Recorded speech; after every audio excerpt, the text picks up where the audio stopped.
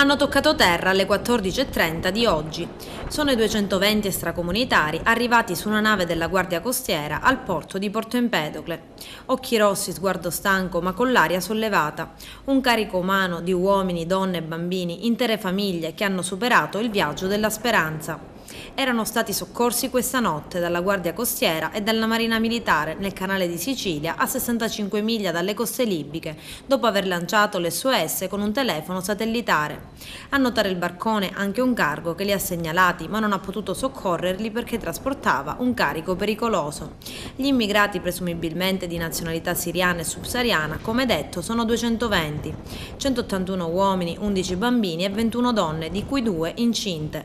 Molti di loro non hanno le scarpe, qualcuno accenna un sorriso, i papà stringono in braccio i loro figli che mandano un saluto alla telecamera. Secondo quanto dichiarato dal medico di bordo, stanno tutti bene.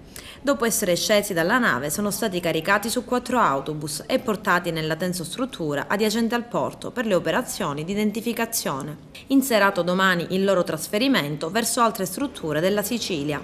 E quella appena trascorsa è stata una nottata scandita da soccorsi e interventi nel canale di Sicilia. Ben 5 barconi in difficoltà per un totale di 943 migranti approdati sulle coste siciliane. Alle operazioni hanno partecipato anche alcune navi mercantili in transito che hanno fornito assistenza. Il primo barcone con 133 migranti a bordo è stato soccorso in acque maltesi dopo una segnalazione della Guardia Costiera da un mercantile approdato a Catania. Il pattugliatore Silio della Marina Militare ha invece raccolto altri 223 migranti, tra cui 26 donne e 13 bambini, trasferendoli nel porto di Pozzallo nel Ragusano. Un terzo barcone con 105 profughi è stato intercettato a 88 miglia a sud da Lampedusa. A bordo anche un uomo in gravi condizioni di salute che è stato prelevato da una motovedetta per poi essere subito trasferito in ospedale. Gli altri migranti sono stati trasbordati su una nave diretta verso Lampedusa.